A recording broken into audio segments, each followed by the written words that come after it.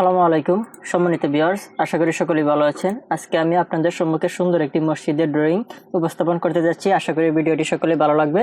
So ভিডিওটি না টেনে পুরো ভিডিওটি দেখতে থাকুন এবং আমাদের সাথে থাকুন। এবং আপনাদের যদি কোনো হেল্প লাগে স্ক্রিনে দেখানো নাম্বারও আমাদের সাথে যোগাযোগ করতে পারেন, আমরা আপনাদেরকে হেল্প করবো ইনশাল্লাহ। তো সম্মানিত ভিউয়ার্স, চলুন কথা না বলে আমরা মূল ড্রয়িংয়ে চলে যাই। তো এখানে দেখতে পাচ্ছেন এটা হচ্ছে মসজিদের যে মূল যে এলিভেশন, অর্থাৎ সামনে থেকে কেমন দেখা যাবে, এটা হচ্ছে এই সেই দৃশ্যটা এরকম দেখা যাবে। আপনি যদি একতলা কমপ্লিট করেন সেক্ষেত্রে এটাকে এমন দেখা যাবে, ঠিক আছে। আর সেক্ষেত্রে আপনি যদি মসজিদটিকে দুইতলা কমপ্লিট করেন এবং মাঝে যদি এরকম একটি মেন এন্ট্রি আপনি দিয়ে রাখেন, তো মসজিদটি অনেক সুন্দর একটি ভিউ আসবে এবং দৃশ্য ধারণ দেখাবে। আর এখানে হচ্ছে যে সিসি ডালায়ের যে কিছু আপনার ব্লক করে রাখা হয়েছে, এটা হচ্ছে আপনার সৌন্দর্য বৃদ্ধির ক্ষেত্রে খুব গুরুত্বপূর্ণ ভূমিকা পালন করবে। আর আমি আপনাদেরকে এখন দেখিয়ে দিচ্ছি আমি যে কি পরিমাণ জায়গা নিয়েছি মসজিদটির জন্য। তো এখানে মসজিদটি হচ্ছে আপনার, আমি দৈর্ঘ্য নিয়েছি হচ্ছে 55 ফিট, ঠিক আছে। আর আমি প্রস্থে নিয়েছি হচ্ছে 36 ফিট। আর এটা যদি আপনি একত্রে টোটাল করেন তাহলে এটা হয়ে যাবে 1090 স্কোয়ার ফিট। আমি আপনাদেরকে পরবর্তী ভিডিও শেষে বিস্তারিত বলে দিচ্ছি এবং রডের যে কি পরিমাণ রড লাগবে সেটা আপনাদেরকে বলে দেবো এস্টিমেটটা। তো এখন চলুন আমি আপনাদেরকে দেখিয়ে দিচ্ছি যে আমাদের মসজিদের ভিতরে কাতার থাকবে হচ্ছে 60টি, ঠিক আছে। প্রত্যেকটি কাতারের দূরত্ব হচ্ছে আপনার 4 ফিট করে, ঠিক আছে। 4 ফিট করে কাতারের দূরত্ব এবং বারান্দায় আপনার কাতার পাবেন হচ্ছে আপনি 3টি, ঠিক আছে। তো মোট কাতার সংখ্যা হচ্ছে 8টি এবং আপনারা এখানে একসাথে 400 জন মুসল্লি নামাজ আদায় করতে পারবেন। আর এটা হচ্ছে আমাদের সিঁড়ি, ডান পাশে রাখা হয়েছে, এটা 5.5 ফিট করে। এখান থেকে এক ধাপে একটা দূরত্ব হচ্ছে আপনার 5.5 ফিট, অর্থাৎ 1.60 মিটার। আর আপনারা এখান দিয়ে এসে দোতলা ডাউন হয়ে যাবেন। আর আপনারা চাইলে যদি আপনাদের পাশে যদি জায়গা না থাকে মসজিদের, সেক্ষেত্রে আপনারা সিঁড়িটাকে বারান্দার ভিতরে রাখতে পারেন। আর এটা হচ্ছে আমাদের যে মেইন এন্ট্রি, তো এখান দিয়ে মুসল্লিরা প্রবেশ করবে।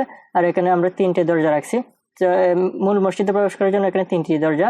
আর আমাদের জানালা হচ্ছে মেইন জানালা হচ্ছে 4টি। আর এটা হচ্ছে মহাগ্রন্থ আল কোরআন এবং পবিত্র হাদিস গ্রন্থ রাখার জায়গা, ঠিক আছে। আর এটা হচ্ছে মিনারা, যেখানে সম্মানিত ইমাম সাহেব খুতবা প্রদান সহ নামাজ আদায় করবেন, ঠিক আছে। আর এটা হচ্ছে আমাদের যে মিনারা, যে আপনারা মসজিদের উপরে যে মিনারাটা রাখতে চান সেটা আপনারা এখানে মিনারাটা করতে পারেন।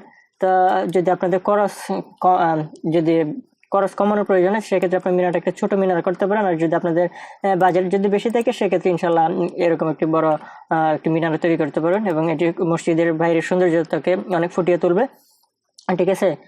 দেন হচ্ছে যে আমি আপনাদেরকে আরো একটি বিষয় দেখিয়ে দিচ্ছি, সেটি গুরুত্বপূর্ণ। সেটি হচ্ছে আপনারা চাইলে আপনাদের সিঁড়িটাকে, মসজিদের সিঁড়িকে আপনি বাম পাশে রাখতে পারেন, ঠিক আছে। আর এটা হচ্ছে যে আমাদের যে এন্ট্রি গেট, আপনি চাইলে আপনার মসজিদের দরজাগুলোকে এরকম করে রাখতে পারেন, এরকম কারুকার্য করে রাখতে পারেন, ঠিক আছে।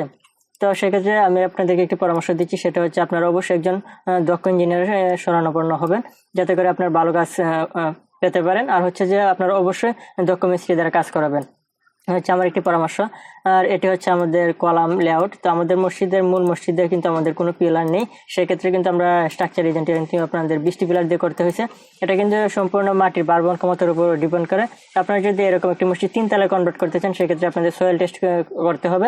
তো সয়েল টেস্টের উপর ডিপেন্ড করে স্ট্রাকচার এজেন্ট কিভাবে ধারণ করবে, কয়টা পিলার লাগবে, কতটুকু রড লাগবে। কিন্তু আমি এখানে যা দেখিয়ে দিচ্ছি সেটা হচ্ছে এভারেজ হিসাব।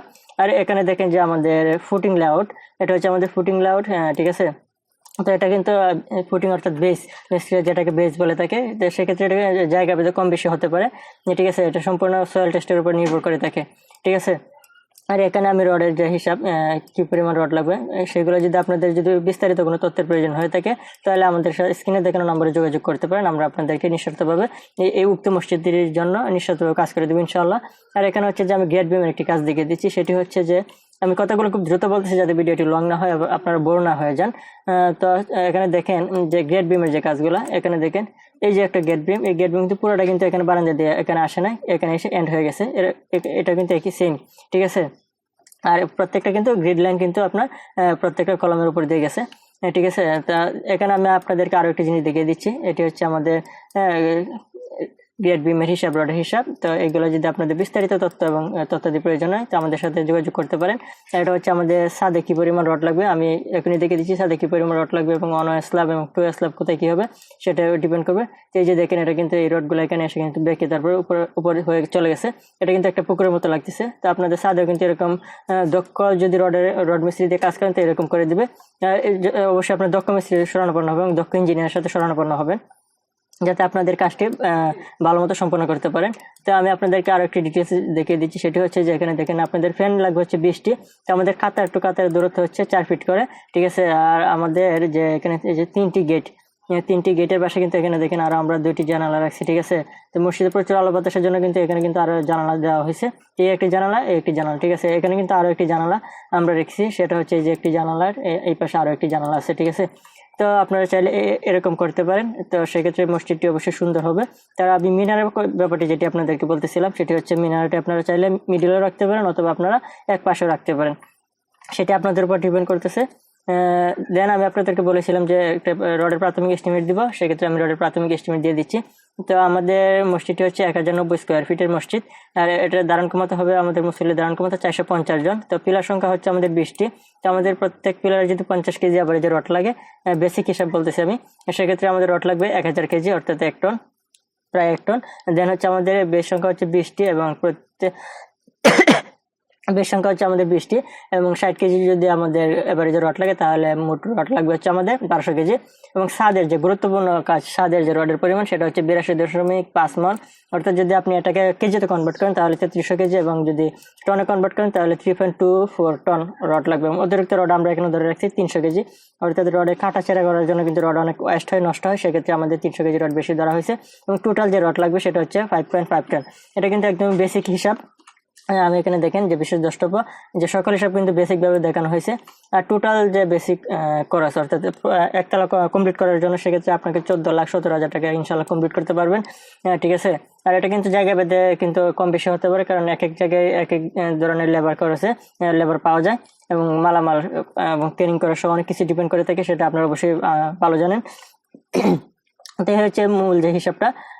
আর একটি কথা হচ্ছে যে আপনারা যদি এই মসজিদটি আরো সুন্দর করতে চান, সেক্ষেত্রে আরো সুন্দর হচ্ছে যে রঙের যে হিসাবটা, এই রঙের হিসাবে যদি আপনাদের যদি প্রয়োজন হয়, তাহলে আপনারা কমেন্ট করে জানাবেন অথবা আমাকে ফোন করতে পারেন। আমি আপনাদেরকে রঙের যে বিষয়টি, সেই বিষয়ে আমি আপনাদের একটি ভিডিও দিব অথবা পার্সোনালি বলে দিব ইনশাল্লাহ। তো ভিডিওটি যদি ভালো লাগে এবং ড্রয়িংটি যদি পছন্দ হয়, তাহলে আমার চ্যানেলটি সাবস্ক্রাইব করুন এবং সাথে থাকা বেল আইকনটি প্রেস করে যান, যাতে করে পরবর্তী ভিডিওতে নোটিফিকেশন পেয়ে যান এবং ভিডিওটি দেখতে পারেন। আর অবশ্যই কমেন্ট করতে ভুলবেন না।